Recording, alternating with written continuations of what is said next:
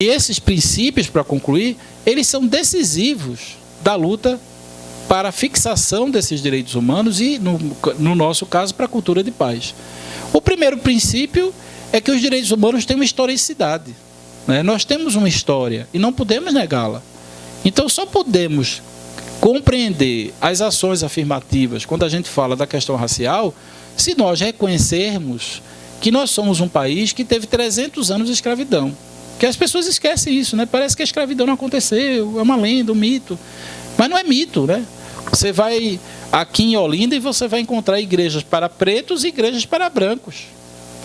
E até hoje, essas igrejas de preto e igrejas de branco são hegemonicamente de pretos e de brancos. Mas não existe nada que proíba os brancos de irem para a igreja dos homens pretos. Mas por que só tem maioria preta lá? E por que a igreja do Carmo aqui só tem branco? É uma coisa curiosa, não tem um decreto, não tem uma lei, não tem uma norma, não tem uma parede que divide, né? Mas é algo real. Do ponto de vista de gênero, né?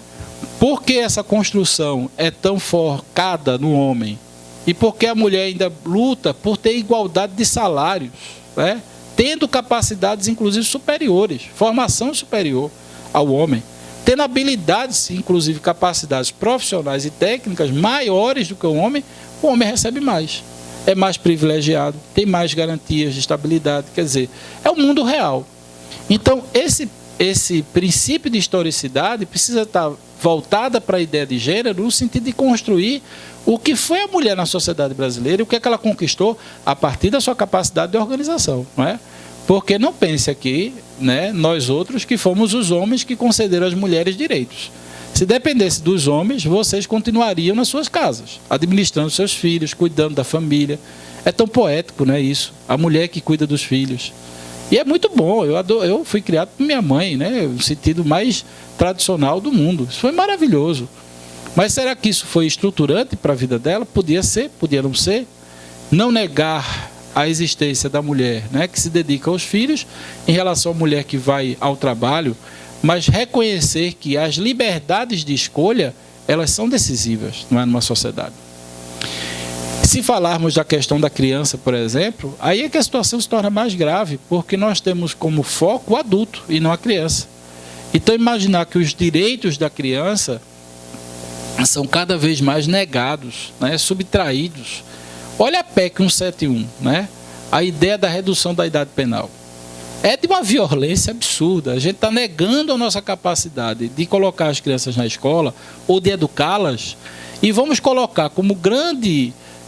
veja, nós estamos acreditando, ou alguém está acreditando, que o sistema penitenciário vai reverter as crianças de 16 anos. Realmente é difícil, né? É difícil esse debate, porque, na verdade, entra para um campo do fundamentalismo ou de uma alienação absurda. Não sei se as pessoas que estão propondo isso já foram no Aníbal Bruno. Se não foram, precisam visitar, né? Esses deputados que estão propondo essa proposta tão revolucionária deviam visitar o sistema penitenciário, ver a plataforma que é. Agora mesmo, no presídio da Paraíba, tem uma denúncia no Facebook. Aliás, Facebook é maravilha, né? Tudo é Facebook. Aí você vai no Facebook, você vai lá. O povo, no presídio da João Pessoa, não sei o nome, todo mundo nu, literalmente nu, dormindo numa cela, que é uma coisa absurda, pequena, não sei quantos homens lá. Aí vamos colocar criança ali dentro. Isso é realmente extremamente educativo. E, né, vai sair pessoas altamente educadas. Eu acho que vai sair pessoas assim, refinadas. Bem capaz de sair dali direto. Bem, mas enfim. Então, para não entrar nesses detalhes, esse é o foco. Quer dizer, como construir uma cultura de paz em direitos humanos é, no fundo, um princípio de atitude. E a atitude de reconhecimento, para terminar, de que essas desigualdades, de que essas situações de conflito são resultados, né? São sintomas, perdão, de uma série de causas que muitas vezes estão ocultas.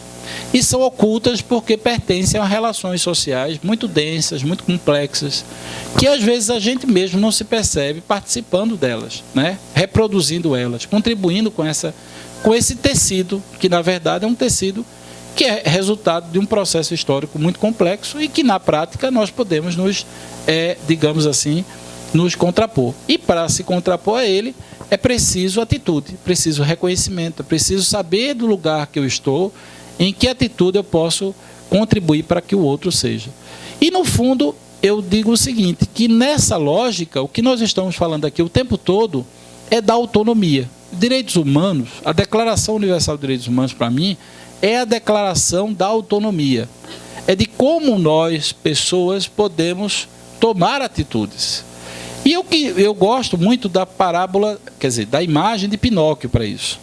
Vocês lembram de Pinóquio, né?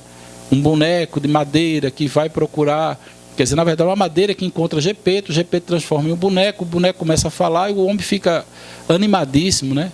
E de repente adota aquele boneco como se filho fosse. E o boneco também começa a se estruturar como se filho fosse de Gepeto. Mas tem um problema, é que o boneco mente descaradamente. Agora, ele mente porque na prática ele é uma mentira, né? Ele não é gente.